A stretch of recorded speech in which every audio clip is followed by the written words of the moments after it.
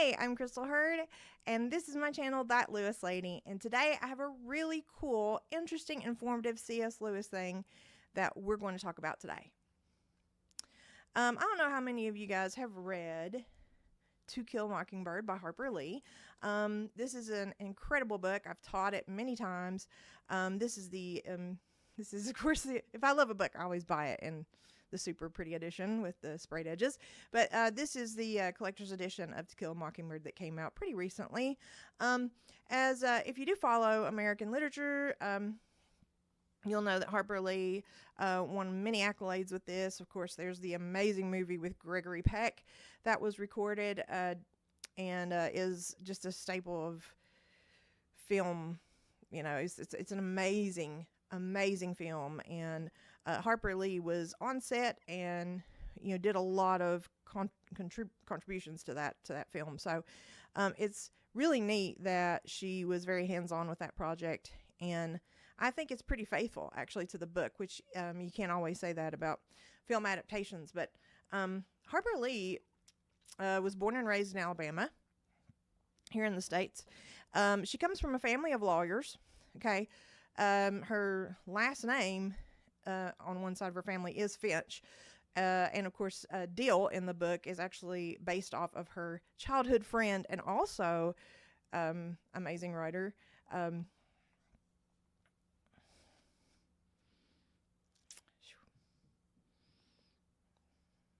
His name just flew out of my head. Truman Capote. Here we go. Let's try that again.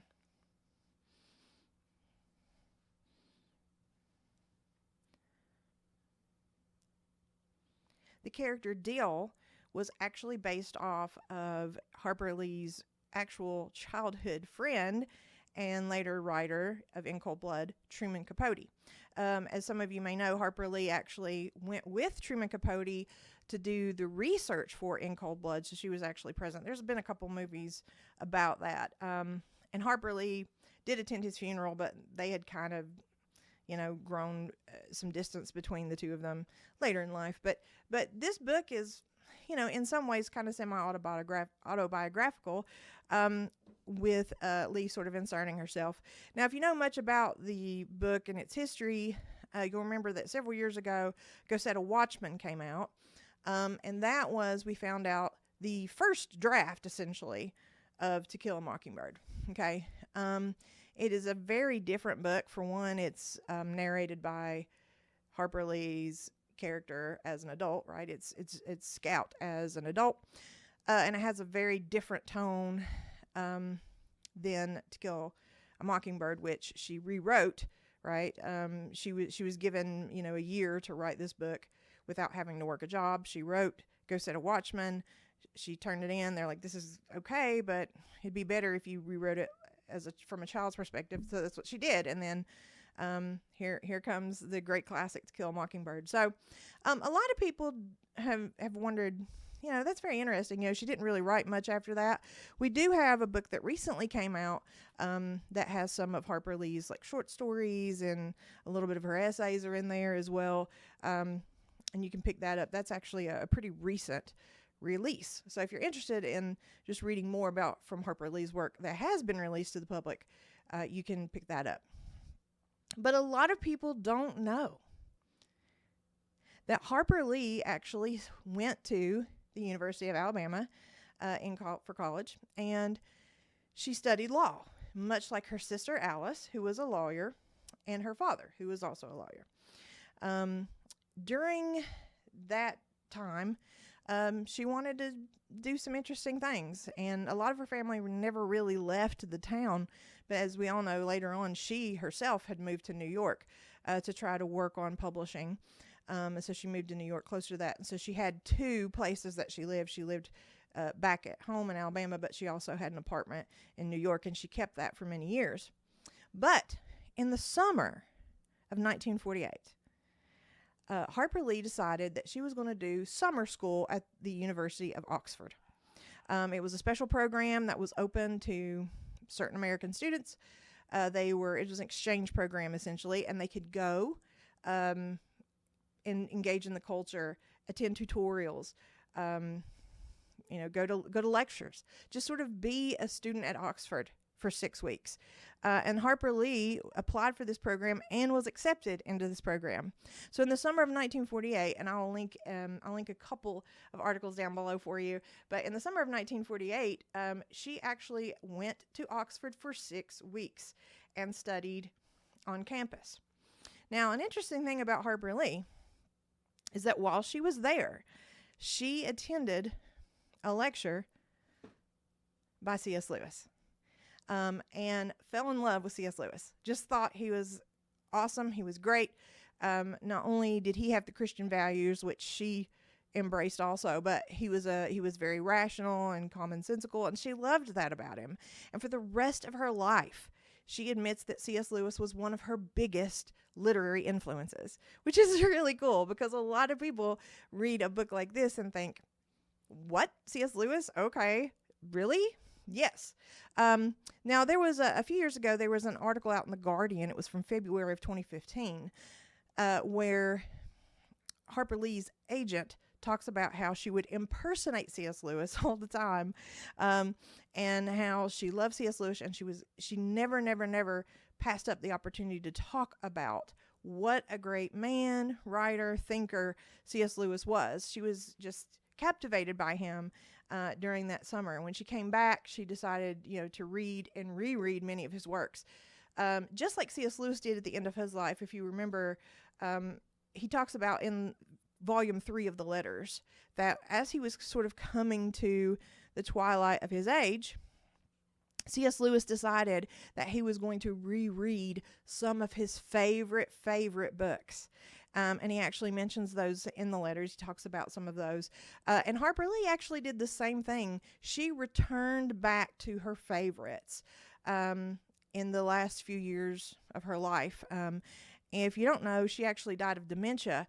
But while she was still pretty cognizant, even though she wasn't as active and mobile, she had copies of C.S. Lewis all over, the house, and supposedly even on the day she died, she had a copy of C.S. Lewis's collected works on an ottoman in her house, according to Wayne Flint, who wrote this great book, Mockingbird Songs, and we're going to read from that in just a second.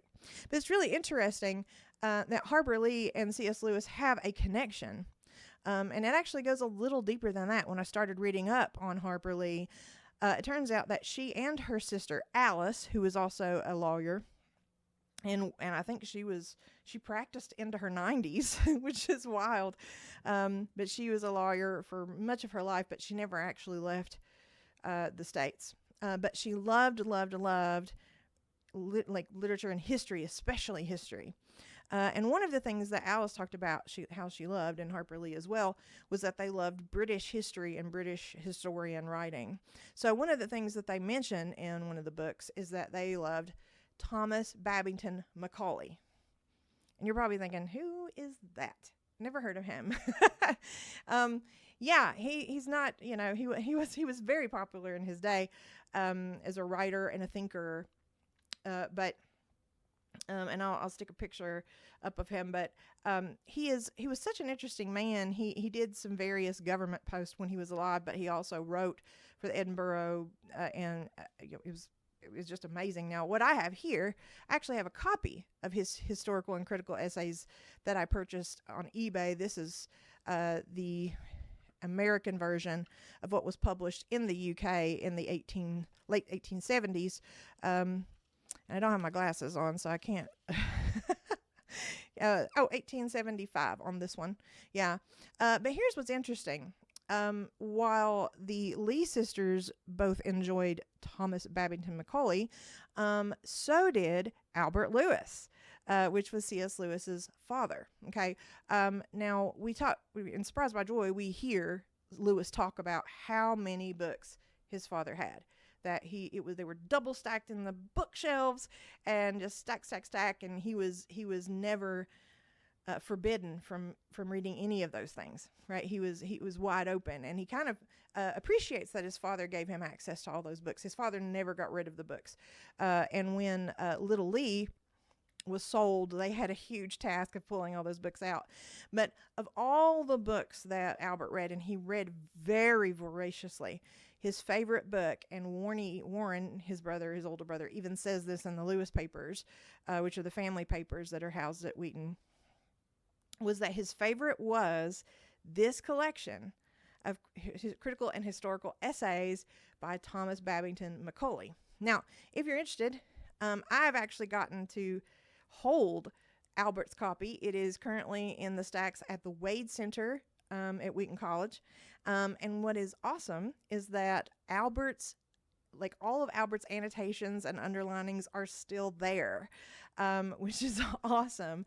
It has been, they've actually redid it. So some of it, when they rebound it, they pulled some of the text into the middle, excuse me. So, it's kind of hard to read some of the words. Of course, this isn't his copy, but it is very tiny. I don't know if you can see this, but it's really tiny writing. I'm going to need my glasses for that for sure. But these are really insightful and interesting essays. And the Lee sisters enjoyed reading Macaulay. And Albert Lewis says that of anybody he read, he wanted to imitate Macaulay. That was his, favorite writer as far as his favorite book. And again, he had all these books, but his favorite was this one particular book that was given to him by his father at Christmas, I believe in 1879. And the copy at the Wheaton is inscribed to Albert from his father, Richard, at Christmas. So pretty wild. And here's a fun fact. If you're going, Macaulay, what an interesting name. That name is actually, and Thomas Babington Macaulay, is actually the inspiration for a very famous actor, at least in my day, a very famous actor, Macaulay Culkin, right? Merry Christmas, you filthy animal, Macaulay Culkin, which is pretty wild. And he actually, I saw a Wired interview he did where he actually says, Thomas Babington Macaulay was my namesake. My parents liked his work, and so they named him after me. Isn't that cool? This guy's everywhere, and you didn't even know. So, but anyway, the Lee sisters really, really enjoyed reading Macaulay, loved his sort of insights into politics, history, society, culture, and so did Albert. So he actually had a huge influence on a lot of people. So they actually read him quite a bit. And as far as we know, based on some of the things that we have in Mockingbird songs, Wayne Flint talks about her reading A Grief Observed, Screwtape Letters. There was several in those collected, ones that we have that are bound a lot together, the signature classics.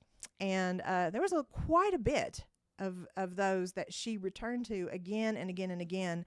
And later in life, she mentions in these essays, actually, how much she enjoyed C.S. Lewis and how she was always coming back to him over and over and over, especially in late life.